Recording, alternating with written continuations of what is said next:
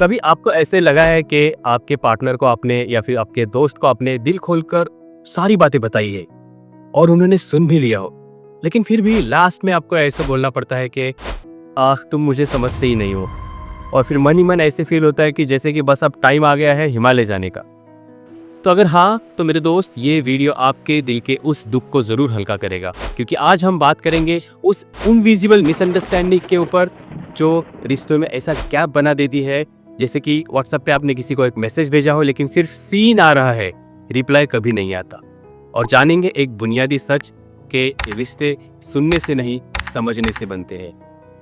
और चिंता मत करो, ये कोई बोरिंग रिलेशनशिप का ज्ञान नहीं है, ये है full on real talks backed by psychology and spiced by real human emotions. Welcome to master the mind दोस्तों, मैं हूं आपका दोस्त तुषार, और आइए अपने मन को गहराई में समझते हैं और मिलकर बनाते हैं एक मेंटली रिजिलियंट कम्युनिटी। अब जरा ये सुनो, लीव मी अलोन, ये बोला था उन्होंने, लेकिन अंदर ही अंदर वो चिल्ला रहे थे आई फील लोनली, मुझे अनसीना महसूस हो रहा है, कोई तो मुझे समझो। रिश्तों में अक्सर ऐसे होता है, लोग जो बोल रहे होते हैं वो कहना नहीं चाहते, और जो कहना चाहते हैं वो बोल नहीं पाते, और हम सुनते क्या है, सिर्फ वो शब्द जो बाहर निकलते हैं। इमोशंस तो हमारी रडार से पूरी तरह से गायब हो जाती है। ऐसा क्यों होता है?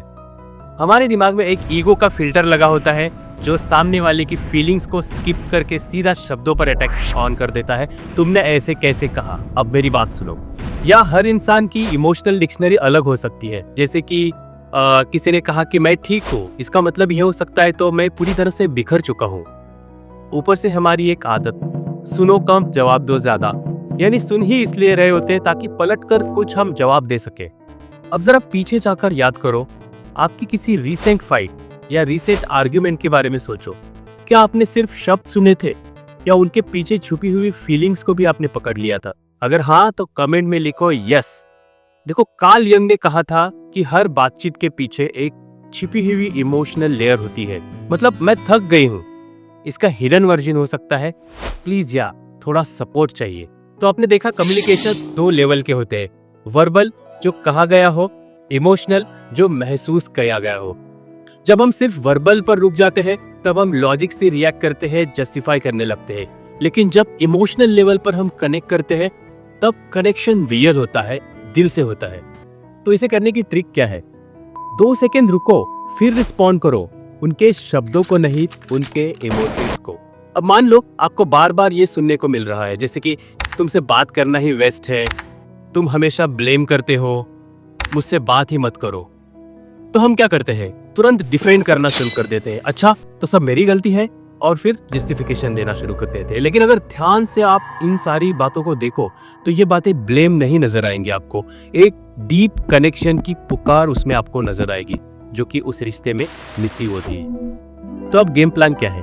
आंखों में आंखें डालकर सुनो, फोन को साइड में रखो, उनकी फीलिंग्स को रिपीट करो। ओ तुम ऐसे फील कर रहे हो, वैलिडेट करो, हाँ मैं समझ सकता हूँ ये तुम्हारे लिए कितना इंपॉर्टेंट है। बस no advice, no fixing, no arguing, just understanding. Emotional magic वही होता है जहां इंसान को लगे कि मेरी फीलिंग्स किसी ने सच में महसूस की है।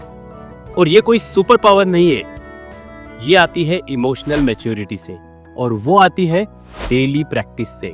तो पेश है आज की daily relationship exercise, 1 minute check in relationship. रोज रात को या हफ्ते में कम से कम 3 से 4 बार एक दूसरे से पूछो, आज का दिन कैसे रहा? कुछ ऐसा था जो तुम बताना चाहते थे लेकिन मैं शायद समझ ही नहीं पाया? कोई ऐसी फीलिंग है जो अंदर ही रह गई हो लेकिन मुझे बताना आपको जरूरी है? बस उसके बाद जो भी बोले उसे सुनो, बिना जज किए, बिना डिफेंड किए। यही छोटे छोटे इमोशनल डिपॉजिट्स बनाते हैं लाइफ टाइम का इमोशनल ट्रस्ट का फल, क्योंकि रिश्ते सुनने से नहीं समझने से बनते हैं। और अगर कोई आपको समझता है तो आप कनेक्टेड, सपोर्टेड महसूस करते हैं, जिससे आपका फिजिकल और मेंटल हेल्थ अमेजिंगली स्ट्रांग बना रहता है। और अगर नहीं तो मन धीरे धीरे अकेलेपन के ऐसे गहराई में चला जाता है जहां कोई पहुंच ही नहीं पाता, शायद आप खुद भी नहीं। तो अगली बार जब आपको लगे कि कोई आपको समझ नहीं पा रहा है तो खुद से एक सवाल जरूर पूछिए, क्या मैंने अपनी फीलिंग्स क्लियरली और बिना हाइपर हुए एक्सप्रेस की थी, ताकि सामने वाले जो है पर्सन समझ पाए? या जब कोई आपको कुछ कह रहा है तो बस ट्राई करिए, सिर्फ शब्द नहीं उनका दिल भी सुने। और वो दोस्त, वो पार्टनर, वो इंसान जिसके साथ आप कनेक्शन आपका मजबूत करना चाहते हैं, उसके साथ ये वीडियो जरूर शेयर करिए। And don't forget to subscribe because this will truly inspire me.